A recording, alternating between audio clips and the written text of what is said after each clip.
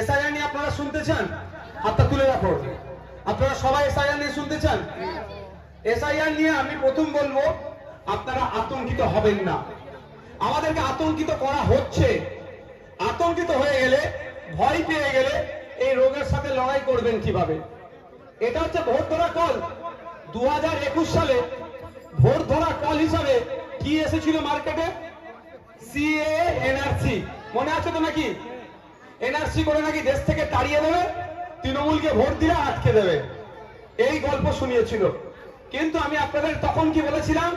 ভরসা রাখুন, আমার প্রতি বিশ্বাস রাখতে পারেন। মোদী, অমিত শাহ কেন, তাদের দলের পার্টির 14 পুরুষেরও ক্ষমতা নাই যে ভারতীয়কে কোন ভারতীয়কে এনআরসি করে তাড়াবার।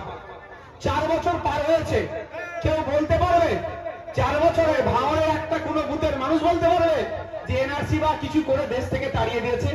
সে সাহসটা দেখাতে পেরেছে? বিশ্বাস করেছিলেন আমাকে, যাতে না এই ধরনের কোনো অবাঞ্ছিত মন্তব্য, পদক্ষেপ নাই, সেই জন্য আমি সুপ্রিম কোর্টে মামলা করে দিয়েছি। অলরেডি আমার মামলা আছে সুপ্রিম কোর্টের, মাথায় রাখবে। এখন ভোট ধরা কল হিসাবে এসআইআর হতে এসেছে মার্কেটে। প্রথম রাজ্যের শাসক দল থেকে কি বলা হয়েছিল?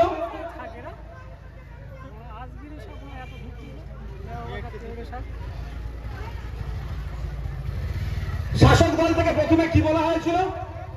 যে এসআইআর করতে দেব না। তখন আমি বলেছিলাম এসআইআর নিয়ে আতঙ্কিত হবেন না।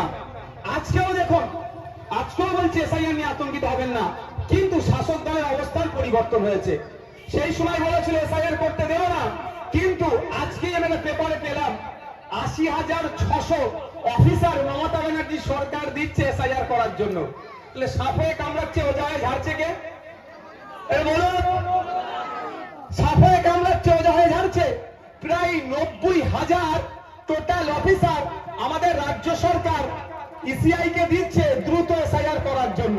তাহলে এর পাল্লাই পড়লে, ফাঁদে পড়লে কি হবে? দিন দুনিয়া সব যাবে।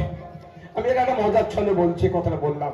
তো আমার অনুরোধ আপনাদের কাছে, তাহলে আপনাদের এই খয়েরপুরের বুথে এসআইআর হওয়ার জন্য অলরেডি অফিসার দিয়ে দিয়েছে, কি করবেন এখন বলুন? আপনারা খয়েরপুরের মায়েরা, ওই দেখুন না সব ছাতে আছে, একটু সাবধানে পড়ে না যায়, বিপদ না হয়ে যায়। খয়েরপুরের বাপ ভাইয়েরা বলুন, তাহলে এখন এসআইআর এর জন্য অফিসার দিয়ে দিয়েছে অলরেডি। এইদিকে কিন্তু তৃণমূল কদিন আগে বলছিল এসআইআর করতে দেবো না, তাহলে এখন করবেন কি?